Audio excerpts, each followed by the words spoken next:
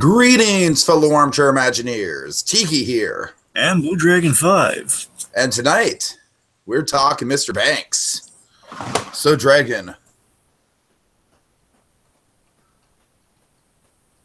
Hello, Dragon? Yeah. Can you hear me? Well, I mean, I guess you cut out for a second there. You were about to ask me something. Yes, I'm just like, so, Dragon. And you're supposed to say yes, Tiki. Yes, Tiki. Yes. Star Wars. Star Wars. Star Wars. So again, it's always like kind of the cigar after the baby's born when these Star Wars movies come out. It's like you walk the streets and just kind of greet any stranger Star Wars, and they'll shake your hand. Star Wars. Star Wars. Dragon, I gotta say, so we're doing first reactions for Star Wars: The Last Jedi. Big epic movie event, Dragon, and walking out of this. What? Episode 8. Episode 8, yes. And walking out of this, Dragon, I personally, this is one of the best movies of the year. This is like, this totally negates my, my being underwhelmed with The Force Awakens, man. This is the Star Wars movie I've been waiting for the past 15 years, damn it. But Dragon, I gotta say, having said that, I just want to, I have a quick rant to go on, all right? Okay. This might be the most disappointing crowd I have ever been at for a movie like this. Dragon, it was like these people were like afraid to cheer, like literally like socially anxious to cheer. I hated it, Dragon. I hated it. Well, you know what it was for me? I love the movie. I love the movie, but just Dragon, it was the most surreal theater experience for me because it's a fucking Star Wars movie. And literally, like, the only, it's like when Star Wars shows up in the title crawl, it literally got, like, like a few scattered claps. I'm like, my God, this is such a surreal experience because 2 years ago, Dragon, 2 years ago, you and I were sharing that universal moment that everyone shared in, that anticipation between a long time ago in a galaxy far, far away and the Star Wars fanfare, And now my theater experience, Dragon, like I said, I personally love the movie. And yeah, there were laughs here and there. There were cheers here and there. But, man, I feel like just the culture of going to these, like, early screenings and stuff is kind of changing, at least for me. I don't know. I think I might be able to help you out here. Because think about it. Here's the thing. I might have looked at, like, kind of glass half full, I guess. But here's the thing. It was honestly that you felt the collective energy, but it wasn't like when the opening, when the crawl and everything started. There wasn't. It was, if there was any applause, again, it wasn't thunderous like like the Force Awakens, as you're saying. But honestly, it was. We shared gasp moments. I think all of us were on pins and needles. I had a very well behaved crowd. That's what I'm saying. Is that, I think it was. I think. But Dragon, here's the thing. Here's the thing that really bummed me out. All right. Literally, the first thing I hear walking out of the movie is, like, this guy being like, man, that movie sucked. But you know what? Screw that guy, because he literally threw his hands up at the first sentence of the title crawl, so he was basically, like, one of those boys who was literally nitpicking everything. So it sounds like he was illiterate, but okay. I guess. I have to read. Oh no, it's not that. It's not that. I think it was more. I don't want to get into spoilers about what exactly the first sentence of the title crawl is, but I think it was more so like, oh, really? Like, we're back in the same kind of status quo. Like I said, kind of dancing around the spoilers. Right. Well, look. Regardless, I'm just saying with the majority of it, I would say I would read any kind of quiet collective like those the producers of Star Wars who attended the theater back, attended the premiere back in '77. They would go to the Japanese audiences, like everyone's like quiet, and that's like the highest sign of respect. In this case, I thought it was just like we're all just collectively, again, we all share gas modes. You hear like murmurs here and there because, again, we're all just glued to the screen during this. It's more of a show of solidarity than it was. That's the thing, Dragon. I'm with you. I did feel the energy. But like I said, I felt like collectively in the crowd, there was like this consciousness, like, oh, should I clap? Should I cheer? I don't know. And I'm like, I just wanted to scream out, like, come on, people. We're at the premiere of a Star Wars movie. God damn it. Let me kind of transition us here with that. So, what's funny about that? It kind of, I think that might be just kind of the movie we had because it didn't, it feels I mean, Force Awakens definitely feels like a crowd pleaser, and that they have Force all. Awakens is very much a crowd pleaser movie. Yeah. This one didn't feel. I don't know. Had great moments. What I'm saying is, it didn't feel like necessarily. Again, like you're glued in with the story, and you're on the edge of your seat versus just kind of having. It's like you don't have time to kind of give those moments because you're glued. You don't want to miss it one iota of the story almost. I get what you're saying. I'm gonna have to see it again. I just think it might be I think it might just be a beast of a different color, so to speak. I don't know. So, Dragon, that is a good transitioning point because the first thing I thought walking out of this movie is like, my God, that was great, but Jesus, they took some risks. And of course, folks, we're not going to get into those risks here because, oh, Dragon, it's fair to say, like, I thank God I did not have this spoiled for me. Thank God. Yeah. Honestly, it's kind of funny. I think if I it's so much movie to kind of digest, or good movie to digest, but at the same point, a lot was thrown at us. I was momentarily bummed out with something very minor in terms of spoiler. That was basically before the movie came on. They had these, basically all the Star Wars, not the trailers, but all like the ads for Star Wars, and like one of them was like they was like a clip of footage. Oh, and this no. Now here's the thing, though. Don't worry though, because I mean, regardless, basically, I was going to this movie on pins and needles, wondering what Luke's first line was going to be. Yeah. I was, I won't say any more than that, but you know exactly what I mean. So basically, I was on again, knowing like curious, like it's almost like what's Woody's first line going to be in Toy Story type thing. Like what's Luke's first line going to be after we have that epic kind of ending of like Luke does not say a word, and hence the gag getting one of the most illustrious voice actors of our time. Exactly. And he doesn't, and he's in the top building for Force Awakens, does not speak. So again, I was on the edge of my seat, and then I saw it. I had no idea if it was going to be the first line or not. So in the end, it didn't really matter. But I was going into it, and there had like a clip of him saying something, which honestly I don't even know if it made it into the movie what he said. Mm-hmm. And again, there was a lot of movies, so it might actually said it. I just forgot. But regardless, I mean, the first thing, it wasn't spoiled, so I mean, it was complicated, half and half spoiler. Sure. The point is, I still came. That was the closest thing I had to getting something spoiled, and I came out relatively, really clean. Oh my God, it was so many surprises, twists. Folks, here's the thing about talking about this movie, spoiler 3. You really can't. You know what I mean? This is going to be a very brief podcast because it's like basically the whole movie from start to finish is pretty much one big spoiler, wouldn't you say, Dragon? Yeah, but I mean, there is stuff we can talk about. We can talk about kind of the scale, the design, the stuff. Well, actually, here's one of the things I really appreciate about this film. The scale is huge, but I felt like the story was really intimate, and I love that about this movie. Yeah. I think we can talk about porgs without spoiling anything, right? Yeah, I guess. You really want to go straight to the porgs? I mean, they were cute. Well, we don't have to. I was looking for something here. If you have any ideas, by all means, share them. I don't know. The porgs were very marketable. What can I say? Yeah, I'm saying there was a lot of fear with the porgs. I don't think there was anything to be afraid of. They were. I was never afraid of them. I'm saying people were afraid. They are what they are. They're there to sell toys. I'm saying it was like kind of another. I'm saying it was something in the vein of like the BB-8 fear, which of course there's nothing to be afraid of at all. Mm-hmm. Mm-hmm. It was like, hey, porgs, you're kind of adorable seagulls. So one of the things about this movie is that the cast is just very well rounded. You know what I mean? Pretty much everyone. I feel like this is like it rings true more than Force Awakens that everyone has something to do in this movie. Well, I think the main point of comparison, not with Force Awakens but with Rogue One, is that in this case you have an epic kind of. Unlike Rogue One, these are actual like fleshed out people that you actually get a grasp on their personalities. What I'm saying is, you care about everyone that we track in this movie. And that we know these guys and we track them. Even the new characters we were tracking a lot more than we did with Rogue One. Mm. I'm just saying Rogue One. I don't feel it's a spoiler to say I wasn't necessarily crazy about Benicio del Toro's character.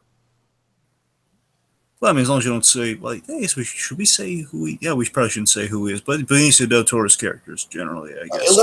I mean, the character himself, I was fine with. It's more so Benicio del Toro's delivery on him. I didn't mind. It kind of felt like out of tone with the rest of the movie. It kind of felt like a little too goofy, if you know what I mean. I don't know. I don't know. Actually, I mean, I liked him, and I give. I don't know. It didn't really. I don't know. It felt kind of like eclectic, and it felt kind of Del Toro's wheelhouse. I mean, to me, it just kind of felt like he was playing the collector. But what are you gonna do? No, it didn't feel collector to me. It just felt like, again, I think he had some personality I kind of liked. So, I mean, I'd be interested to see him again. Let's just broadly, you know. Uh-huh. Let's see. What was I getting? Oh, yes. Before I was interrupted. Yes. Rogue One. I mean, yeah. Collectively, Rogue One. You know, got some good. The endpoint's good on that. Just thinking those characters kind of meld together. Like, okay, they represent this, and can't really get them in. You know, in and out. Of course, let's just some other new characters that kind of have dimension like that. Rose. Yeah, Rose was fine. She was fine. Yeah. Again, like I said, I'm just kind of dancing around any spoilery I stuff. think the main thing we can just kind of possibly hit with Rose is that, you know, Rose and I'm trying to think how to broach. Yeah, I would probably. Oh, I'm just gonna say it because all the other non-spoiler reviews have said it. I think Rose and Finn, like, I think collectively they're a good match, but I'm not necessarily a fan of their arc. Well, what we're alluding to, folks, is just their stories. Basically, Rose and story Finn kind of like takes them like outside of the Yeah. main things that we care about, if that makes any sense. Yeah, that's the thing, because basically their stories kind of forced in there. It's not bad. It's not the thing. It's not bad, but it's like. But I was kind of warned about that from the get-go, Dragon. I kind of, because like I said, other non-spoiler reviews have mentioned that, and I got to say, like, based on kind of like, because I've been hearing that the Rose and Finn stuff was basically like, oh, okay, that's when you get up and go to the bathroom. I don't really think it's that bad at all. I don't think it slows the movie down. Like I said, I think it just feels a little bit disconnected from other things. Here's what it feels like they're going for, T. It feels like they're going for the it's kind of like how in Empire Strikes Back there's a lifeblood of Empire Strikes Back in this, and that's a good. I feel like this takes the same like basic like structure of Empire Strikes Back, but it's not a beat by beat retelling like you could. That's the thing, like you get some life. Force Awakens was. Yeah, you get some lifeblood of Empire, and that it never hurts to have a little lifeblood of Empire in your movie. No, not at all. Yeah, it feels like kind of like a guide point of like, okay, here's your it's like a skeleton outline. Like, okay, there's some kind of Empire stuff, some familiar kind of territory to hit, but go nuts with your own stuff. There, just kind of try to hit these old familiar places, if you will. But with the Empire thing. So again, in Empire Strikes Back, we have Luke is the main story we care about, and our other guys. And here's the thing: going wrong, we care about our other guys too. But based on the way they're interspersed, and the way we cut between those stories, just feels like, okay, we got Luke's story, then we cut to this other story, and the way those cuts work, it feels kind of like they're going for that, but less important with the Finn and Rose story. It just feels like that's like, okay, important stuff, and we cut to this. I hear you. Again, not bad stuff. Just doesn't feel like. Again, I'm so glued and invested in the other stuff, and this is good, but I want to get back to the other stuff faster. Right. I will say I'm completely sold on Kylo Ren. Well, it's about time, Mister. I tell you, there are some shots. I was sold on Kylo I Ren from a rewatch of Force Awakens, so. That's good. Yeah. Okay, that's better though. Anyway, well, now again, folks, I can't comment on some of the visuals in this movie. That there's some really great shots, and we do have some firsts for Star Wars in this movie as well. Yeah, we do. Yeah, I mean that's what I'm saying. Like, I feel like Rian Johnson with this movie kind of fundamentally, like, this movie's a game changer. Wouldn't you say that, Dragon? For Star Wars, it feels like a game changer. I'll give you that. Now, I will say this. So with the visuals, we know this. It's speculated upon the trailer. I'll confirm this. I think it's a light enough spoilers that we do have flashbacks, and that's a new innovation for Star Wars. We have flashback. Yeah, Dragon, I feel like we're kind of. I won't say what. I won't say what happens. I'm just saying, hey, we have flashback. Yeah, I know, but I'm just saying, like, you're right. That is kind of like a fundamental structure shift within Star Wars in this movie. So. Yeah, I'm saying it's a first for Star Wars. I appreciate that. I'm just saying, I don't know. Like I said, this whole movie is kind of like difficult to talk about without spoiling it because it really is like just, just like Okay. revelations at every turn. Well, just connecting to that and just getting more broad in general. Let's just say there are a lot of first, and you're right, dude. We're approaching new territory. We're doing new creative stuff that even though we've seen like 7 other Star Wars films plus Rogue One, we're still doing new stuff with with our space battles and with our land battles and with our. I'll say this much: I think the Force in this movie is more of a character than it's ever been. Which is good because, of course, the Force and the movie addresses this that the Force has just kind of become. Hey, I'm dancing around here. So the Force is it's kind of looked at as just how we the audience have kind of seen or just idealized or replicated it.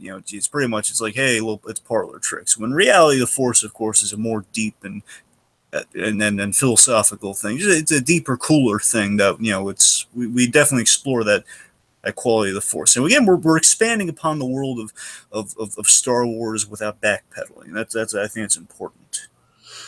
Yeah, it's definitely like a refreshing mix of the old iconography mixed with just new ideas and fresh takes. It definitely makes me excited to see the next one, to see where they're going with this even further. I mean, I'm very excited. Without giving anything away, I mean, there's fundamental shifts in the status quo that take place in this movie. That's putting it lightly, but yes. Yeah. Yeah. Folks, if you've seen the teaser, the whole you do not want to have this spoiled. Like that's so accurate. That's so accurate. Because Dragon, I walked into The Force Awakens knowing everything. Everything? Everything. Absolutely everything.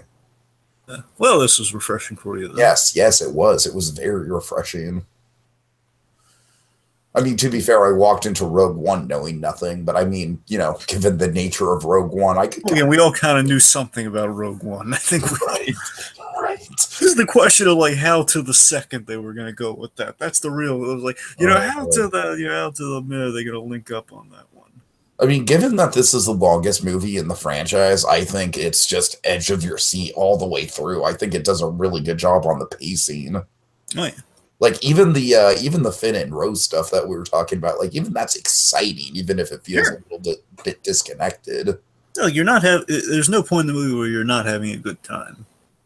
Yeah, definitely. And of course, like just broaching on that too, I like how we are, we're developing our new characters as well. And basically, it doesn't feel like, okay, yeah, we got to these characters are popular and we're expanding upon, but no, it just feels like, man, we're just getting to know these characters again. It's kind of without giving anything away. I think one character in particular got the shaft. Yeah, I got no idea what character. Really? Oh wait, no, wait. I'm sorry. I know exactly what you're talking about. I got you. Yeah, I know. Yeah, kind of. Sorry. I was thinking about not so much a comeback movie for that character. Am I right? No, I'm just hoping it's not the end for that character. Otherwise, I'm gonna be really mad. Otherwise, see, if it's the end for that character, I'm gonna be really mad. I'm hopeful, Tiki. I'm a hopeful guy. Should we just say like frickin' Carrie Fisher is amazing in this movie? Well, of course, and Mark Hamill. Yeah, Mark Hamill's incredible as we were all expecting him to be. But Mark Hamill, I'm just so fascinated by Mark Hamill more and more every day. It's like, oh man, Mark Hamill, teach me more, please. Oh God. Oh, you're such a wonderful actor. Why can't Hollywood appreciate you more? Oh. There's one Leia moment in particular. Of course, I won't spoil what it is, but I couldn't find her dog though. I kept looking for Gary Fisher. I couldn't find him. But you know what moment I'm talking about, though, with Leia. Oh, I know what moment you're talking about. The folks out there who've seen this, who are just enjoying us being facetious here, they know what moment. They know. They know. They know. God. Just like the spirit of Christmas, they know. Oh man. And Dragon, I don't have a ton more time here, so we should probably wrap up. All right, well, let's think about any final big points you want to hit on. No, I mean, we're definitely going to do a spoiler cast to break this all down because holy crap, I mean, the implications that this movie brings forward are just... We should just generally say, hey, big pairing in this movie, of course, is Daisy Ridley, and they work really well off each other. And I remember going into this, I'd seen them do like kind of their force for change. Like they've done interviews and they've done like charity charity stuff with like Force for Change and everything. Oh. And they work they work really well together. They have a really good dynamic, and here it's also just a really good dynamic. Just basically their chemistry shines through, and I think they do carry the movie. And I think they carry it very well. So that's all I really got. All right, folks. Well, stay tuned. We've got a couple Star Wars related podcasts on the horizon, so stay tuned for that, including the massive spoiler cast that we're going to be doing on Sunday. Dragon, how the hell are we going to condense that down to 2 hours, man? Oh, we'll find a way. We'll find a way. We'll find a way.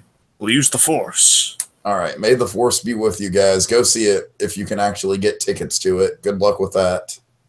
The Last Jedi.